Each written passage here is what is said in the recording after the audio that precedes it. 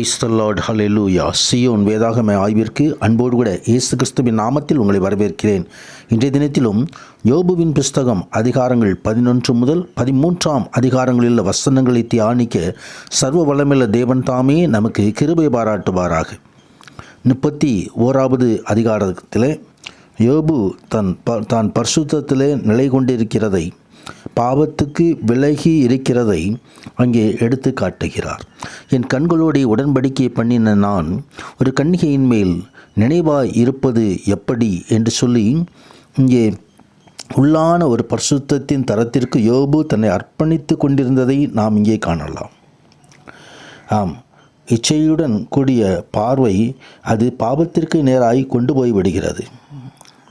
ஆம், இந்த விதமான பாவங்களை வெறுத்து பரிசுத்தத்திலே நிலை கொண்டிருக்கும்படி இன்னும் அநேக காரியங்களிலும் நீதியான பாதைகளிலே நடக்கும்படியாக யோபு தன்னை ஒப்பு கொடுத்திருந்தார். சுமுத்திரையான தராசிலே தேவன் என்னை நிறுத்தி என் உத்தமத்தை அறிவாராக என்று சொல்லி தன் உத்தமம் ஆண்டவருக்கு முன்பாக இருக்கிறது என்பதை அங்கே யோபு வெளியிடுவதை குறித்து பார்க்கிறோம். ஆம், எந்த விதமான அசுசியான பாவத்திலும் நீதிக்கு புறம்பான எந்த விதமான காரியத்திலும் யோபு ஈடுபடாமல் எல்லாவற்றிலும் நியாயத்தோடு நீதியோடு நடக்கிறதை இங்கே நாம் காண முடியும். அதோடு கூட ஏழைகளுக்கு உதவுவது,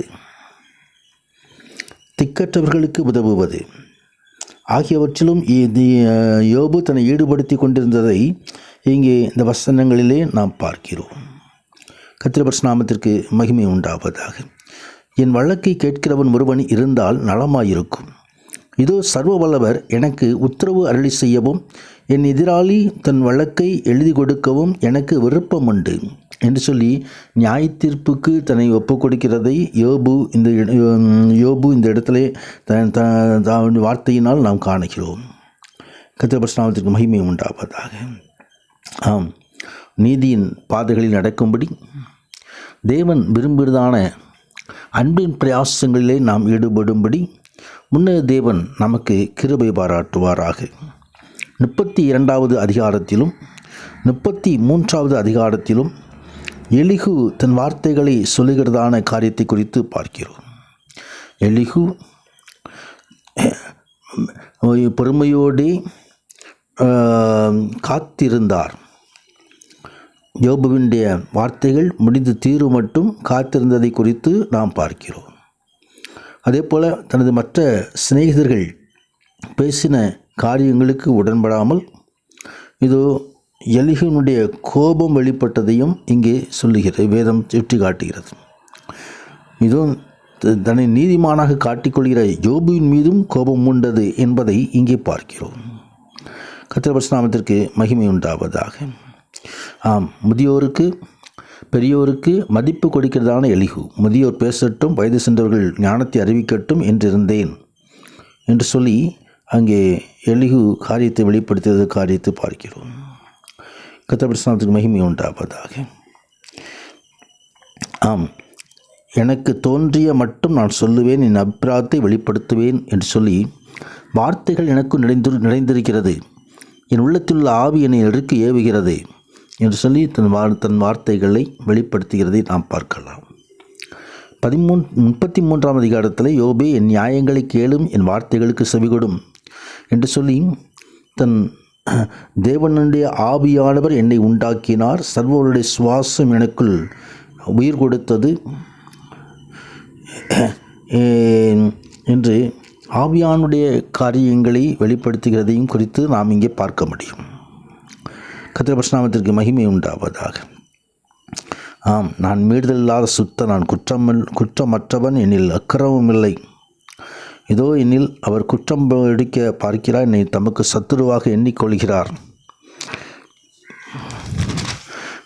அவர் என் கால்களை தொழுமடத்திலே மாட்டி நடைகளெல்லாம் காவல்படுத்துகிறார் என்று சொல்லி அங்கே கர்த்தர் நீதியுள்ளவர் அல்லவென்று உமக்கு நீர் நீதியுள்ளவர், கர்த்தரோ நீதியுள்ளவர், ஆனால் யோபு நீதியுள்ளவர் அல்ல என்று உமக்கு சொல்கிறேன் என்பதை இங்கே 12ஆம் வசனத்திலே நாம் பார்க்கிறோம்.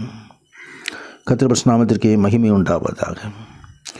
தொடர்ந்து இந்த காரியங்களெல்லாம் சொல்லிக்கொண்டு வரும் பொழுது 23ஆம் அதிகாரத்திலே 1000 ஒருவராகிய சமாசி பண்ணுகிறதான தூதனானவர் மனுஷனுக்கு தன்மதி ஞானத்தை அறிவிக்கும்படி அவனுக்கு அனுசரியாய் இருந்தாரையாகில் அவர் அவனுக்கு இறங்கி அவன் படுகொலியில் இறங்காதபடிக்கு நீர் அவனை ரட்சியும் மீட்கும் பொருளை நான் கண்டுபிடித்தேன் என்பார்.